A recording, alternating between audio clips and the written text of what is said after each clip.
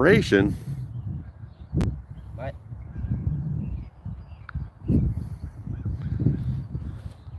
Hey, we are live at Kyle Park in Tip City, and I've been developing a little more sophisticated rockets. This is almost like NASA grade.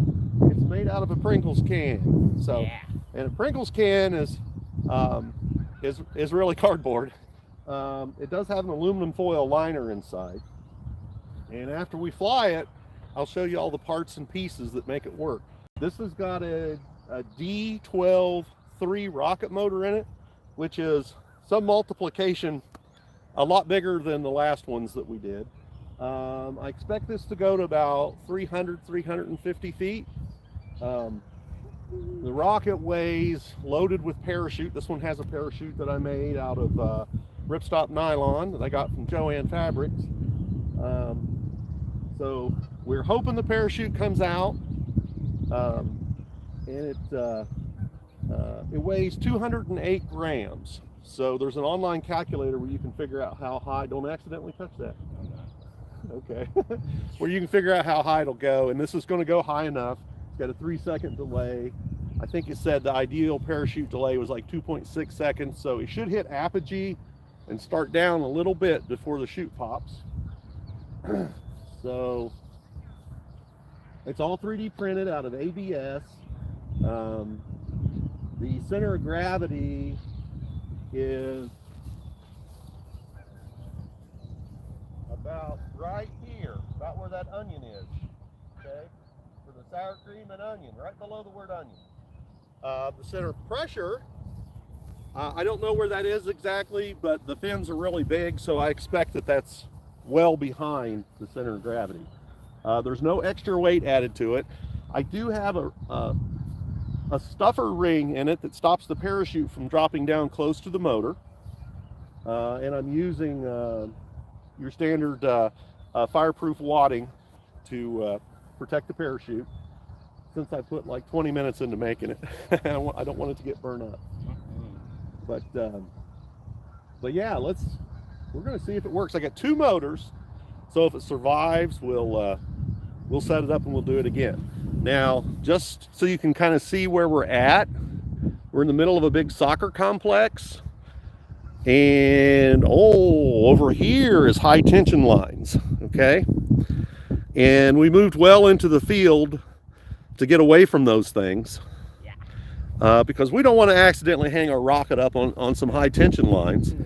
That would be bad news. Right now the wind is blowing us away from those lines, but it was blowing kind of parallel. Over here is a pond. The wind's blowing us away from that, so I don't expect Skylar will have to go swimming. Okay, so we're expecting it to float downrange there. There's nobody down there, so it's all safe. There's no airplanes overhead, and we'll see if I can follow it. So what do you think, Skylar? I think it'll work. You think it'll work? Yeah. All right, you want to give us a 3, 2, 1 countdown? Yep. Here we go. 2, 1. Wow, went back towards the lines, but ooh, it popped. Unfold parachute. It's not unfolding. Not unfolding. Ooh. Oh, there it goes, just before it got to the ground. That was funny. That was cool, wasn't it? Yeah, there are electronic devices you can set up that clasp the lines right under the parachute. So for really high altitude launches, you can let the rocket drop straight down with just the cone and the pieces kind of in the folded parachute kind of slowing it down. And then you can set those for between like 100 and 400 feet to release this little clasp and allow the parachute to open up. But we don't have any of that fancy electronics. We just have like all simple homemade stuff. Yeah. All right, let me set the tripod here again. And we'll talk about the parts and pieces that are in this rocket. So here's the basic 3D printed, they call this a fin can, I guess. So the fin can goes up in here about this far, and I've got it glued in with like shoe goo, different brand epoxy, or different brand you know, it's like that clear plasticky slick stuff. I'm using my my not patented paperclip retainer, like you saw me do in the other videos. Because of center of gravity and center of pressure issues, the fins are actually, I don't know if you can see that in the sun, the fins are actually hollow. There's 2 thicknesses of solid on each side, and then there's a infill grate of 25% on the inside. And that's to make them light, because I want the center of gravity to be ahead of the center of pressure. And the center of pressure has to do with all the surface areas here. And you know, airplanes fly with the tail in the back, and so do rockets. And we want a lot of stability for our rockets, so that's why the fins are in the back. So inside, you can see this ring, and that serves 2 purposes. That gives us a place to anchor our, hey, we're getting more sophisticated. I've got Kevlar, 250-pound Kevlar string here. So it gives us a place to anchor that. Now, I don't know if this is a common thing or not. I just invented it out of my limited knowledge. I was worried if that would pull out of there or if it would break, and it survived. So that's pretty cool. Yeah, it was funny. And this is quite long. Like, I've got, here, drop the parachute. So I've got this string up over my head. You can see we got a really long string here. And that a little bit twisted up, aren't we? Yeah. And that gives things a chance to slow down after they eject. You can see, like, when it launched, you can see that outburst of it. All right, here, let's untangle it.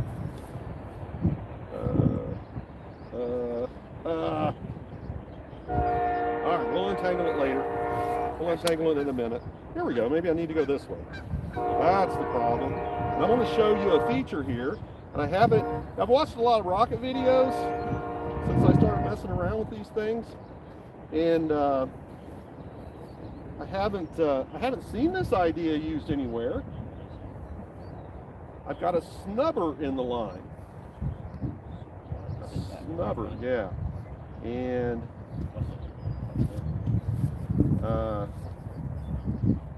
so I'll explain that in just a second. Can't do 2 things at once here. Nope. Okay, so Kevlar is super, super stiff. It doesn't have much stretch in it, which means you can really put a hard yank on it when the parachute opens up, okay? So I could yank it. Well, this is, it's actually kind of like a horseshoe shape. Yeah, it does look like that. And the line goes through it and wraps around a few times, and it gives us a section of Kevlar that's a little bit bouncy. Okay, and maybe I could improve this design. I wish it had more stretch, you know, like 2 or 3 inches, but anyways, that was my idea. That's my first cut at that idea. What about that one thing on my rocket? On your, I don't know what's in your rocket. Like on the, where it has like, it's like that black piece that I showed you. Yeah. And you said you want to put that on your rocket. So what did you learn about your rocket today? I don't know. That you need a motor to shoot it. So if you'd brought motors, we would launch more rockets. But okay, so there we go. Now we're all untangled. I don't know why that was so slow to open. That was funny though. Okay. Like it had the outburst on the metal plaque. Okay, so grab the packet of those white papers. Yeah. Now I'm looking at my parachute. This is I told you it weighed like 208 grams, all ready to fly before the motor. My parachute has got 8 lines on it, just polypropylene orange line from Menards. This is just white duct tape doublers that I punched a hole in with a leather punch. And then these are tied on, and they've got little melt spots on the end of the string, so hopefully they won't slide untied. I wasn't really excited about the polypropylene line. Okay, so get us 3 pieces of that.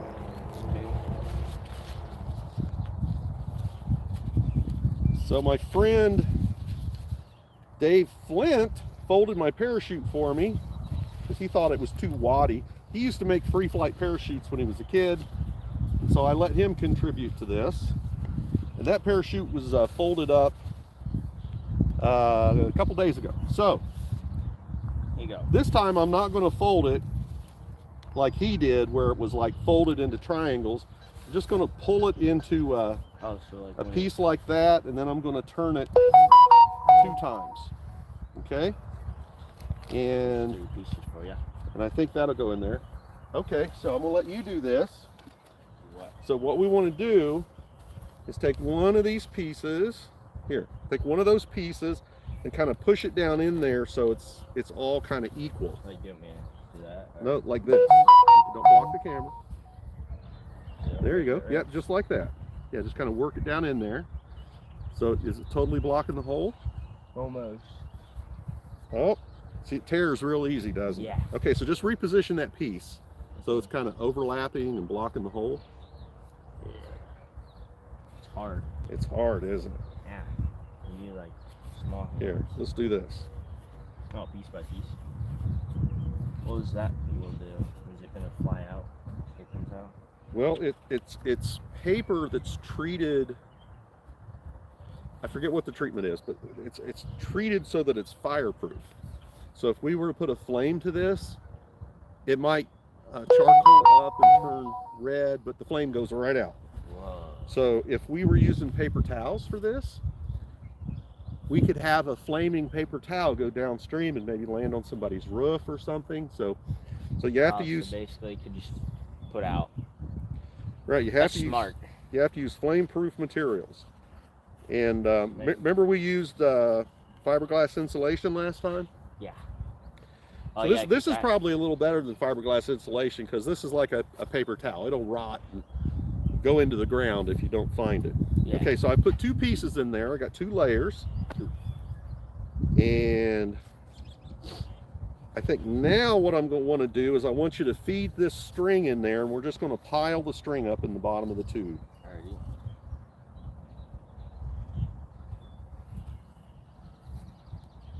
Tube's pretty clean inside too. Yeah. The metal part is kind of. Well, yeah, it's real thin aluminum foil. I thought I was gonna catch on fire. The explosion that pops the parachute is 3,000 degrees, but as it expands in that space, Yeah. it cools down. Oh, yeah, so Okay. that was the burn your hand, Oh yeah, if you had your hand over top of that rocket motor, you would be not a happy camper. right? Seriously injured. Okay, so don't let it pull it out of your hands.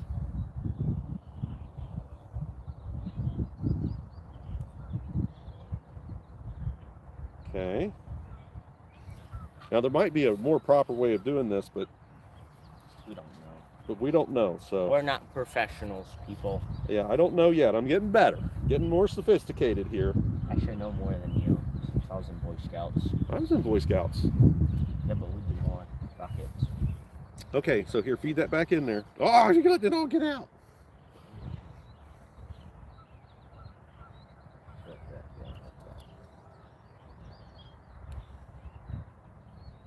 Now the Kevlar is good to, I think, 900 degrees. Just Kevlar. Kevlar is that yellow string. That's Oh. that's 250-pound test. Working load. That means I could pick you up off the ground with it, you and your best friend, but maybe not me, because I might. I'm not that big. Yeah, you are. Okay. No offense. Okay, so now he's shoving in all the lines. The polypropylene is not real flame proof. I don't see any damage on it. Now I'm going to put the parachute in on top of this. So this should shoot Thing out.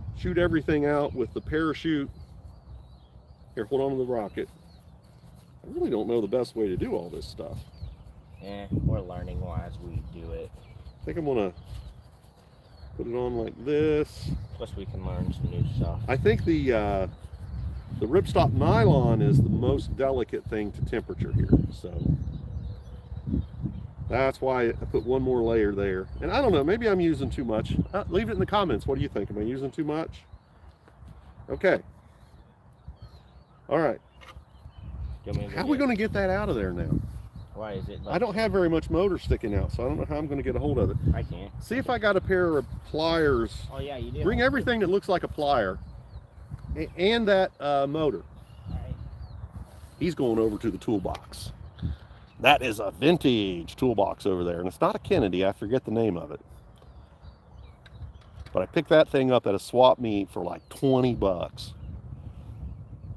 And like anytime I have an activity, I try to concentrate the tools I use for that activity in one place. You don't have to bring the igniter.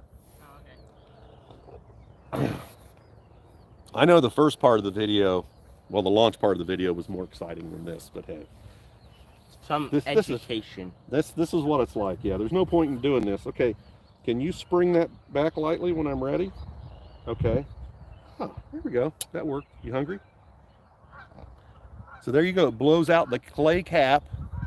The motor burns, the propellant burns up, and then it hits a section that burns more slowly that takes 3 seconds to burn. And then it hits some black powder, and that explodes and blows out the clay cap, and that's the charge that ejects the parachute. I'm not sure what it looks like when it's not burnt. There you go. Yeah, that's a new one. Hope that's in focus. Here, let's put it. Should we put it nozzle in or nozzle out? I don't care, whichever one. Well, now wait a minute. Listen to yourself. What? Which way does it go in? That one. That way goes in? Why? What's that? Yeah, because that's where you have to put the thing in. Yeah, but that's a nozzle. Okay. So I'm getting some education. getting some education. We'll make a scientist out of him. Yeah. Ooh, that one's kind of tight. Okay. Can we go get one of those pieces? Igniters? Yeah. So go get the igniter, and let's start getting that set up. So the Estes motors come with an igniter, and they come with these little squishy plugs that hold the igniter in. Back when I was a kid, you had to use tape on that. Half the time, the igniter would fall out before you got to launch. So. All right, so we're going to push this. We're going to push this all the way in and bend it over. Okay, stick that in there. So there we go. Okay.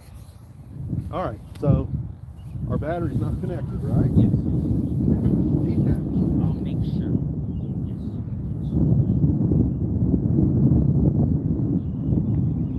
Now, according to the online calculator, this needs a longer launch rod than we're using, which might explain why it went a little bit crooked off the launch. It leaned into the wind, of course. There's some people here. That's all right. Go set it up again.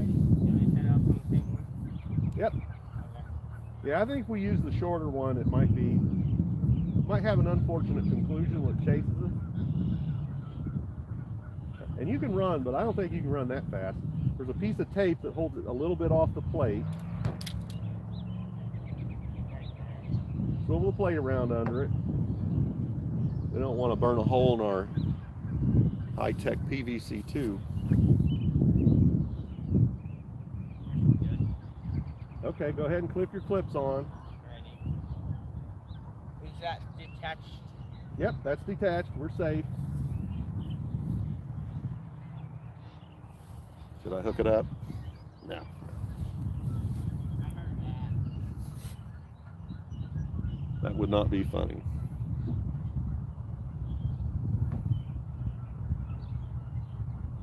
All right, he's all hooked up. Look at this. Let me look at my video status. We're 19 minutes in, and I can't see any chat. I don't know whether we've had any chat. Oh yeah, so here's the burnt out igniter.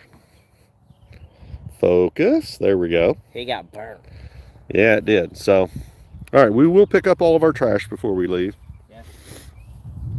All right, so we're ready for launch number 2. Will the parachute come out better this time? All right. You ready? Yeah. 3, 2, 1.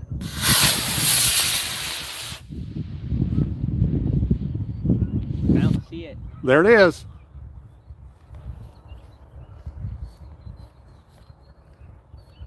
Is the parachute out? We're right in the sun. There it is.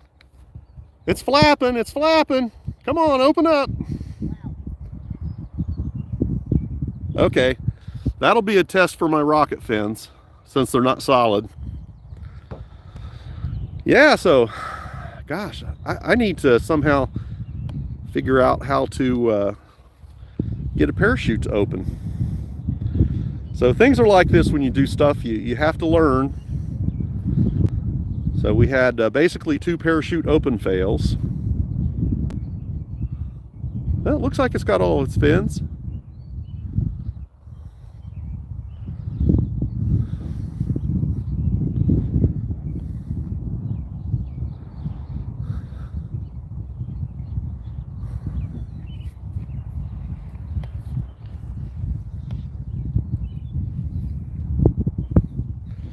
All right, does it have all of its fins still?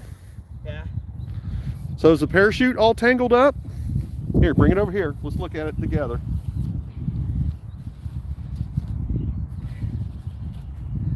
Oh, look, we got a Kevlar line up over a piece of the parachute. Yeah, I'm doing something wrong. Maybe somebody will leave some comments. Look, it's all tangled up. Of course, it was whipping around. I do have a snap swivel, and it's between the Kevlar line and all of this stuff. Maybe I've got it in the wrong place. So let's see here. All my lines still appear to be attached. Oh.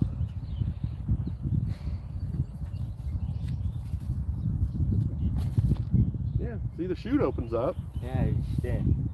Wow, that thing went high. Probably has something to do with where the lines are going. Yeah, it's like... Okay. Well, it's all over but cleaning up the mess. We're out of motors. Hope you enjoyed this. We had a good time. Did you have a good time? Yeah. You gonna bring motors for your rocket next time? I don't have it. Well, I know. You gotta have them to bring them. Okay. We'll see you on the next one. Like and subscribe. You can, if you want to.